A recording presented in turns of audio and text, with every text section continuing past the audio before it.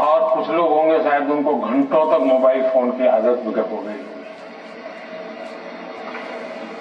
लेकिन क्या कभी ऐसा विचार आया मन में कि नहीं मैं रिचार्जिंग में फोन रखूंगा तो मेरा मोबाइल का उपयोग कम हो जाएगा, इसलिए रिचार्जिंग नहीं करूंगा।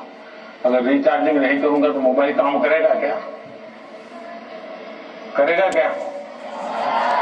तो मोबाइल जैसी चीज जो रोजमर्रा देखते हैं उसको भी चार्जिंग करना पड़ता है, नहीं करना पड़ता है? अरे जवाब तो दीजिए। रिचार्ज करना पड़ता है, नहीं करना पड़ता है?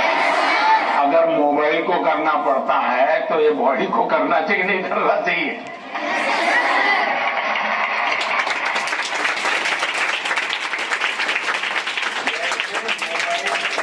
चार्जिंग ये मोबाइल की रिक्वायरमेंट है, वैसे हमारा शरीर का भी चार्जिंग ये शरीर की रिक्वायरमेंट है। आप ऐसा सोचो नहीं पढ़ना है तो बस विंडो बंद, पढ़ाई बाकी सब बंद, ऐसा कभी नहीं हो सकता है। जीवन ऐसे नहीं जी सकते हैं और इसलिए जीवन को थोड़ा संतुलित बनाना पड़ता है। कुछ लोग होते हैं खेलते रहते हैं, वो भी एक संकट होता है। लेकिन जब आपको एग्जाम देनी हो कि लौकिक लाइफ जीवन में इन चीजों का अपना महत्व है, इसको टाल नहीं सकते।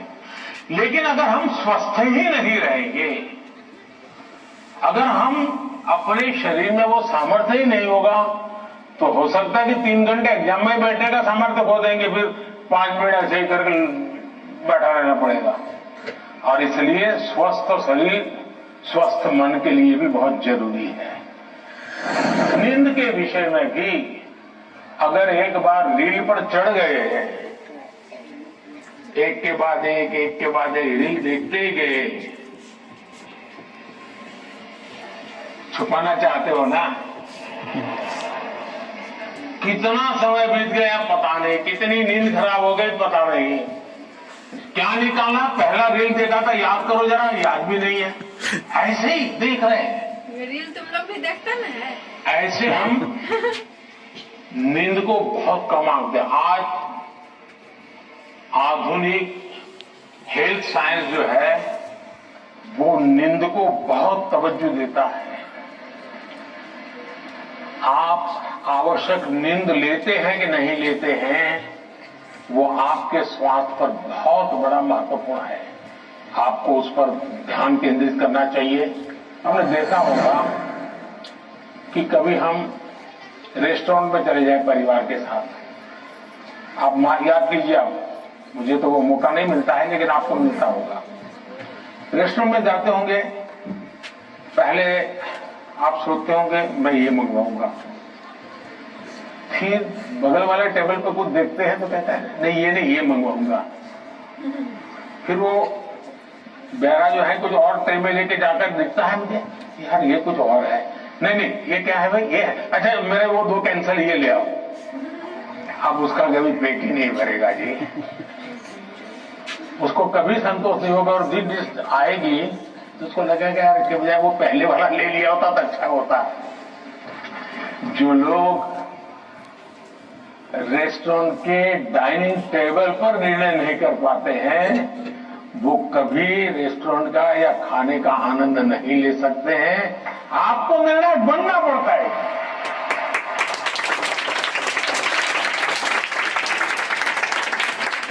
अगर आपकी मां आपको डेली सुबह पूछे आप क्या खाओगे और आपके सामने 50 वैरायटी बोल दे, आप क्या करोगे?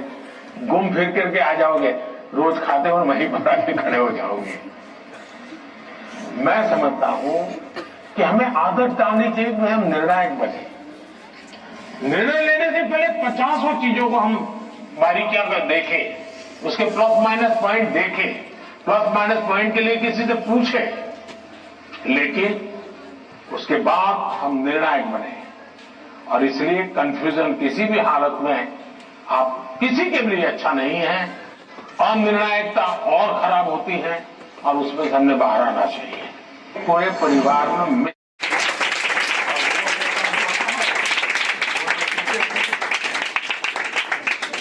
फिर या तो कुछ लोग याद हो जाओ तुमको जो करना है कर लो, मैं अपना ऐसे ही रहूंगा। कुछ लोग इसे सिंसियर लेते हैं, लेकिन इस दबाव का दूसरा प्रकार है। तीसरा ऐसा भी होता है कि जिसमें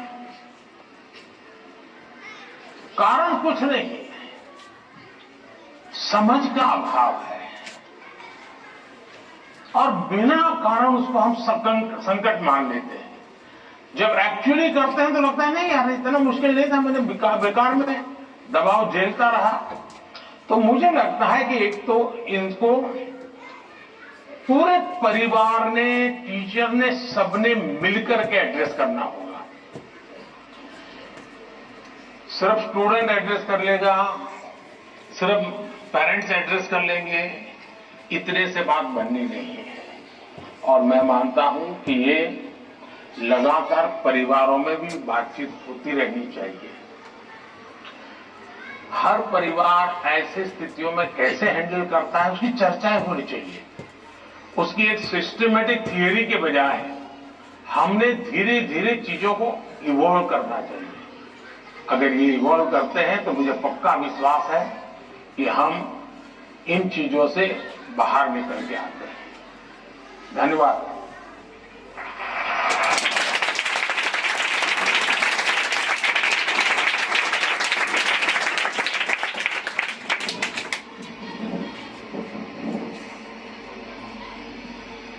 पीएम सर, प्रेशर झेलने का मार्ग सुझाने के लिए आपका धन्यवाद। वीर सावरकर के बलिदान के साक्षी एवं अनुपम प्राकृतिक सौंदर्य के लिए प्रसिद्ध अंडमान निकोबार द्वीप समूह से एक अभिभावक भाग्य लक्ष्मी जी हमसे वर्चुअल माध्यम से जुड़ रही हैं। भाग्य लक्ष्मी जी, अपना प्रश्न पूछिए। माननीय प्रधानमंत्री जी नमस्कार।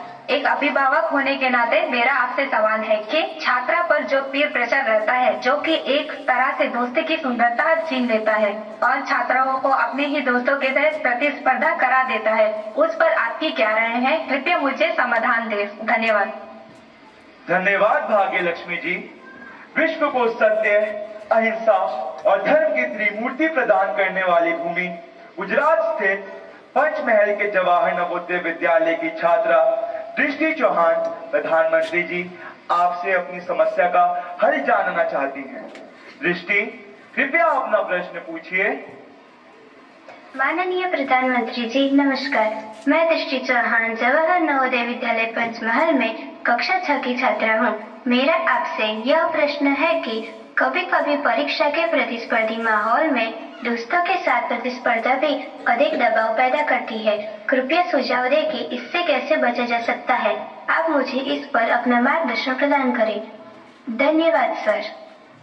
धन्यवाद दृष्टि। नेचुरल ब्यूटी से भरपूर, बारिश की पहली बूंदों से भीगने वाला राज्य केरल में स्थित केंद्रीय विद्यालय क्रमांक 1 कालीकट से स्वाति दिलीप हमसे ऑनलाइन जुड़ रही हैं और आपसे अपना प्रश्न पूछना चाहती हैं। स्वाति, कृपया अपना प्रश्न पूछिए। Namaskar, Honorable Prime Minister, sir. I am Swati Dilip, a class 11 student from PM Sri Kendriya Vidyalaya No. 1 Calicut of Ernakulam region. Sir, could you please guide us on how, in this competitive world, we can avoid unhealthy and unnecessary competition, and also how to not take peer pressure into our heads? Thank you, sir. धन्यवाद स्वाति। प्रधानमंत्री जी, क्षमता को महत्वपूर्ण रूप से प्रभावित करती है। क्या छात्रों के लिए अधिक सकारात्मक और सहायक वातावरण बनाने के लिए कदम उठाए जा सकते हैं? धन्यवाद। Thank you Mohammad.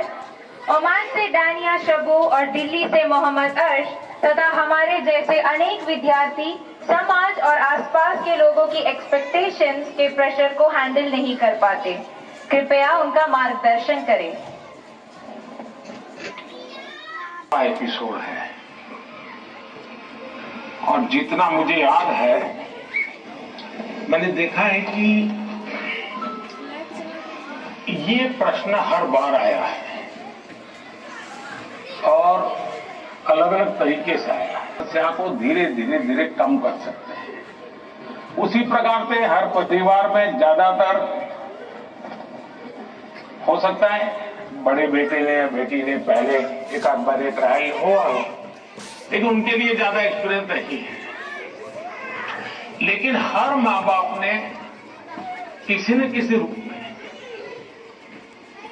इस समस्या को जरूर अनुभव किया है। अब सवाल यह है कि और आप किसी गर्म इलाके में रहते हैं तो हम मन को तैयार करते हैं कि आज अब मुझे 3-4 दिन के बाद ऐसे इलाके में जाना है जहां ठंड ज्यादा है। तो मन से आप तैयार करते हैं तो धीरे धीरे तो लगता है, पहुंचने के बाद कभी लगता है यार मैंने तो, हमने अपने तरीके से मन से एक बार इस स्थिति से जीतना है, ये तो संकल्प करना चाहिए। दूसरा कि जरा दबाव के प्रकार देखें। एक तो दबाव होता है खुद ने ही जो अपने लिए तय करके रखा है कि सुबह 4 बजे उठना ही उठना है, रात को 11 बजे तक पढ़ना ही पढ़ना है, आपने तो इतने आंसर सॉल्व करके ही जीतना है, और बड़ा दबाव खुद ही अनुभव करते हैं। मैं समझता हूं हमने उतना स्ट्रेच नहीं करना चाहिए कि जिसके कारण हमारी एबिलिटी ही टूट जाए। हमने स्लोली इंक्रीमेंट करना चाहिए। चलिए भाई, कल मैंने 7 क्वेश्चन सॉल्व किए थे रात को, आज 8 करूंगा। फिर मुझे वरना मैं 15 तय करूं और 7 ही कर पाऊं तो सुबह उठता है यार देखो कल तो कर नहीं पाए, आज करूंगा। तो एक खुद भी दबाव के प्रेशर पैदा करते हैं। हमने इसको थोड़ा साइंटिफिक तरीके से कर रहे हैं।